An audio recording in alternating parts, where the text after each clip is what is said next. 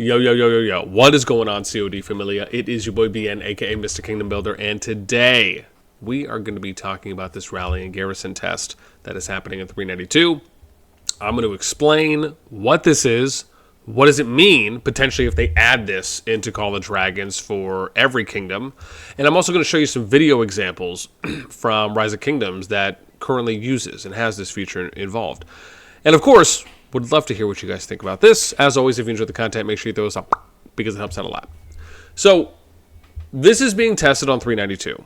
There, I think, is one other kingdom that this may be being tested on as well. However, I did forget to write the kingdom number down, sadly, when someone had told me about it, from what I can remember. And so, this, and just to kind of give you an idea on, you know, how many kingdoms are currently out in relation, there's 400 currently. And I have 4 more accounts to make, or scouts to make, until I catch up. But let's read this first, and then I'm going to show you some examples of how this is being used in the open field and in RoK, and then kind of what those implications are, and we'll talk about some of the pros and cons. So it says, the CoD Dragons Rallying Garrison test has begun. This test is intended to improve this your user experience, so please enjoy. The Rallying Garrison test is available to all players. During the test, Alliance members can launch rallies against other Alliance's buildings that border on their own Alliance territory, and can deploy legions to garrison their own Alliance buildings. So short version, is that this means you will be able to rally and garrison flags and forts. Don't know if this is going to mean keeps. Probably is just going to be limited to forts and flags, at least from what we've heard, and from what we've heard mentioned so far. But now, keep in mind, the idea when you are rallying, right now we need to go back. I don't even know if I have a hospital bill yet. I think I do on this account, just to kind of show you the example here. So, keep in mind when we're doing rallies, oops, hang on, where is that? I think I have to go here, and then it's, oh yeah, hang on, it's over here, I think, where it says, nope, it doesn't say it there. Yeah, here it is, so deaths. So, when legions are defending against an enemy attack in an Alliance building or pass, right, so via rally, 35% of your severely wounded units will die, and 50% of the enemy's severely wounded units will die, right? So the attacker loses 50%, the defender loses 35% of troops will die, right, of the Sev woundeds specifically. So this idea of we're going to allow for more deaths to be incurred is a little bit of a hard pill to swallow. And I'm going to explain why, right? Because there really needs to be an appropriate level of context here. But first, let me show you some videos on some things to kind of show you how this works in RoK, right? So here's an example of they're in a KVK. You can see that the territory is connected. There's units on both sides, and they're just kind of chilling right now. We're going to play this for you, and you're going to see rally comes out from the player's city, right? Kind of smart that they positioned the city as close to the flag as they could, right? So there's a shorter delay time on the rally hitting. The rally hits. Notice no one's really open field fighting. They're just kind of chilling and just waiting for the rally to go. And then now we're getting into a little bit more fighting, right? However, rally pretty much almost has it. There's not really a lot of open field PvP, at least in this particular instance. They're just kind of waiting for the rally to do its thing. You could see it's still whittling down. It's in red, and then it is about to finish, and then you're going to end up seeing all of the not smiley faces disperse. And now the flag should be burning, and it is, right? And basically the burning is the same thing as if you had units going on the flag in Call of Dragons, and you're hitting it, and then it's just lowering. It's just destroying, right? That's kind of the idea behind it. With the exception of that there's no troops in there, right? So that's the thing, is that if you want to burn the flag or destroy the flag, same thing with the fort, you can't have any units inside of it. And that's where the kind of rally meta, if you will, is a lot more predominant in RoK than it is in CoD. Because in CoD, you're not putting your troops in any flags. You're building and destroying buildings from the outside, right? Which, again, puts more of an emphasis on the open field. Now, I'll show you another example, just to, again, show both, right? Because I don't want to feel like I'm being leaning one way or the other. I'll give you another example here. So here's another example of some open field fighting that's happening. And a rally. Oops, hang on. Let me make sure I have it on HD. Is it quality HD? Yeah, we'll do that. Okay, cool, it is. So here's another example of a rally coming in. Some open field fighting that's already happening. Rally comes in on this flag right here. Now, it doesn't seem as though there's like an abundance of open field fighting that's happening, right? There's a lot of units that are kind of out, but obviously more so on one side than the other, right? So this isn't kind of an apples to apples, if you will, as far as we have an equal amount on both sides. But an example of you're seeing some decent open field fighting, right, with decent activity, and then you have the rally that's going on over here, right? So kind of both things are happening simultaneously. Now, as they're going through, notice that no one's kind of around the rally, right? I would imagine would probably just avoid some of that AoE damage that may be coming out from the rallies. But you could kind of see here that there's two instances of fighting that are happening. One on one side, or one in one area over here to the west of the flag, and then the rallies and the garrison defense that's currently happening here, right? So if we fast forward a little bit on the rally, you'll see probably being reinforced given how long it's going, unless it's just kind of unless it's just total number of troops that are there. We'll fast forward a little bit more just to kind of show you the end of it, or whenever it may end. And you can see, okay, so there it is, right? So rally report, I think, was going, let me see, did they already finish? Is that why? Oh, I guess they stopped it just to kind of show the report. Okay, never mind. I actually thought that would have kept going, but it didn't. Well, again, with that in mind, just kind of wanting to show you off two different instances for how that looks. And so now let's touch a little bit here on the pros and cons. So I think I have my little sheet wherever I wrote this, and let's go back. So for me, and we'll go back in here to show you the rally test. So these are my pros and cons for whether or not this is something that, right, could be good or not if it's added. So let's start with the pros. The pros are that you have another combat layer that you're adding in addition to the open field, right? And in one of the videos we saw that you were still able to fight in addition to doing the rally. Number two, you allow for T4 and T5 to contribute in a different way, right? So with that combat layer that's being added, you also allow for them to be able to fight in this kind of a way where it's more of, we're sending a unit somewhere to go, and then the train is taking off and going in that direction, right? So kind of another way outside of the open field micro. Maybe, as an example, you're someone who's fighting and you just don't have enough time to fight in the open field, but you maybe have enough time to hop online and join a rally really quick, right? Because open field typically requires a lot more time where you're sitting there. Rallying and garrisoning is something that does not require a lot of time to invest, right? But you can still contribute in that way. Number three, it could balance out, depending on how you feel about that, right? It obviously would raise the ratio difference between how much open field is happening versus how little rallying is happening right now, with the exception of on passes and, of course, any player cities at the moment. But it's clearly more of like a 90-10, I would argue right now in CoD, where 90% is more focused on the open field, kind of 10% rallying, right, in those examples. In RoK, it's very much more, I mean, you could maybe argue 50-50, but I would probably argue it's a little bit more than that, where it leans more in favor of rallying kind of being one and then open field two, especially once territory connects, where it's very, again, from what I've seen, I should say.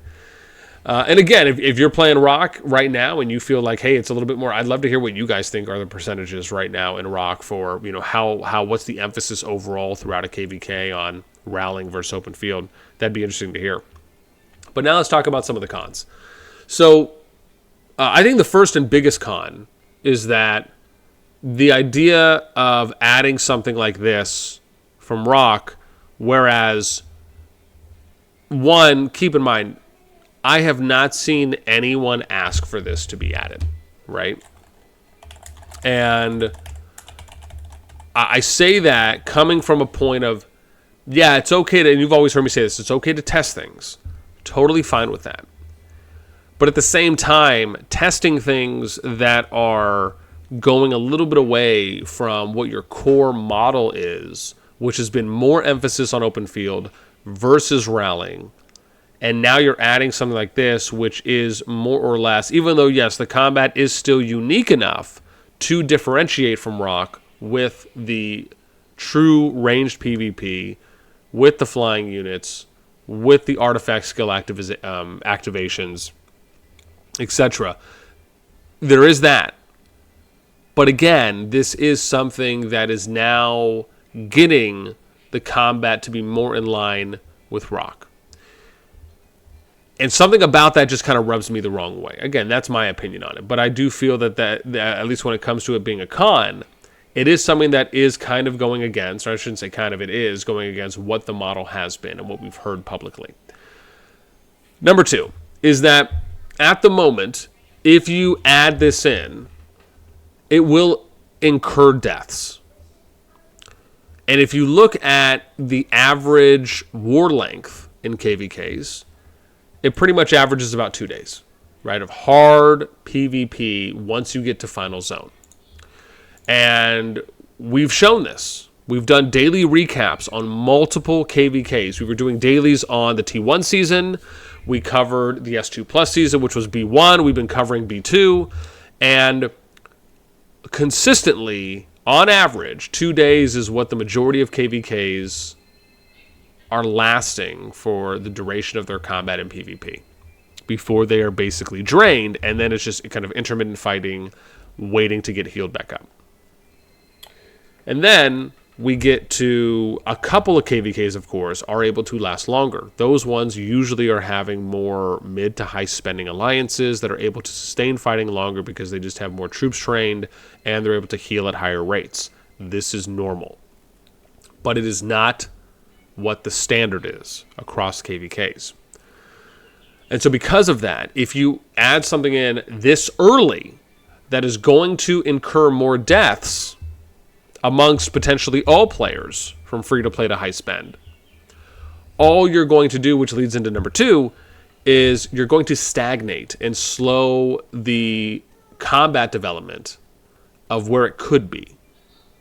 The challenge is that, once again, there are not enough troops available to where KVKs on average are lasting a week worth of fighting, which I'm sure many people would love to actually have happen. I don't think anyone's going in being like, oh yeah, let's just, farm and grind it out for a month, and then we're just going to have this big crescendo fight in the Final Zone or in Zone 3, right? Or we're going to have kind of small-scale battles in Zone 2. Maybe we'll have a mid-sized battle in Zone 3, and then we really want to have this massive battle in Zone 4 or in Final Zone, depending on the season. And it only lasts about 2 days. It just feels very lackluster, and that's what we've been consistently seeing. So now we get to number 3, which is, with rallying, it very much is kind of this linear approach. It's like a train ride, right? It's just less individual control. Again, I feel, for me, that I love the individual control. I love this idea of that we're seeing players being able to have more of a focus and an emphasis on micromanagement where it's more involved. I just feel, especially with the true range PvP and the differences between CoD and other kingdom builders, the true skill gap is a lot higher in CoD. It's a lot more competitive because of that. And that, to me, I love that about it. And so for me, I think because now you're adding that in, it will reduce in some respects the amount of overall open field emphasis, and it'll take a little bit of that away and then go to, along with adding on, right, what would be or could be rally featuring. The next one is that rallying very much more so appeases to high mid spenders than it does to low spend free to play. And that's typically because in rallies, you want the rally to be as strong as possible when you are hitting it. Very much so to having someone who's very strong in the field in a vanguard position in the open field. And so this doesn't mean that low spend and free to play cannot join rallies. It's just that this typically favors stronger units, stronger players joining. Now, we can argue tactics and things like that as far as, okay, well, maybe we'll send some rallies in to kind of lighten some of the punching power, and then we'll send some bigger ones. Maybe we just need to have someone who's running T5, and then everyone else can run T4. Right, there obviously are different approaches. But generally speaking, if you're looking at it from the outside in, you want the rally to be as strong as possible in order to beat the Garrison. And because of that, on average, this will favor that. The next one is that if rallies do become the meta, where rallies are kind of first and then open field is kind of second in RoK, it can very much become that in CoD. And again, I think I'd like to believe I speak for a number of people when it comes to, it's not that rallying is bad. It's just that, one, it's too early to add something like this. And two, and potentially more importantly, is that I think most people are playing CoD because of how different it is, and or those unique differences from something like Rise of Kingdoms and other kingdom builders. And that's okay. Each game can kind of have their own thing. But to kind of take that away by adding something like this in for all the kingdoms, even though, again, it's okay to test things, I just don't know if this is the right thing to test at this time. And then the last one, or I guess that probably kind of rounds me out, because the next one I was going to add is that no one has to have rallies, which, again, was the first thing I said, being that, like, just I guess I'm just curious on where the thought process is behind why are we testing this? Why is this being considered now? And who was asking for this? Is there some mystery? And let me see real quick, because I don't know. Am I on CoD General? Okay, yeah, I'm just curious. Let's just do a search, because I have no idea. Is this something that people are advocating for? And I'm just cray. So let's do this. Let's go in Sugs, and then I want to ask. Let's just say rally. We'll just type in rally. So 71 results. I'm just curious. Let's just see. Since you guys love to see our troops getting killed with every update you give, why don't you add given death? Oh, that's the stats. Give us the option to link forming rally and alliance and chat. Okay, let me see. No rally or garrison for towers, no troops walking through each other. I invested in this game because it was so much better than RoK. If it turns out I'm suddenly playing RoK, I'll approach to start a riot and get everyone to quit. Oh, jeez. How many does that have? Oh, wow. It actually has a lot of upvotes. Absolutely zero rallies or garrison on alliance buildings, period. It doesn't bring anything to the game. You want to make more money, bring actual new content. Oh, see, that has a lot of votes too. Wow. Please make auto for join for rally. Okay, that's just, oh, even if you're offline. Okay, get rid of that rally garrison test. This brings no new content. Doesn't make pushes more entertaining or more strategic. It really is just a way to kill more troops. This test is intended to improve your user experience, so please enjoy. I don't see how it improves user experience. I'm a 100 mil user. I think it's a bad idea. I wonder how T4s will feel if money is not the motivation. Then reducing the 50% death ratio of rallies to something close to 35% of the garrison would be the only logical change to justify this addition. And look, you got 135 upvotes on that one. Let's see this. Please remove the new garrison rally test. There's another one. This one has 153 votes saying this is ruining the game, especially for new kingdoms. People losing all their troops. You get flashing screen every time someone reinforced. They can't manage leader in building. We can't attack buildings anymore. Oh, this looks like someone maybe is posting this from actually being involved.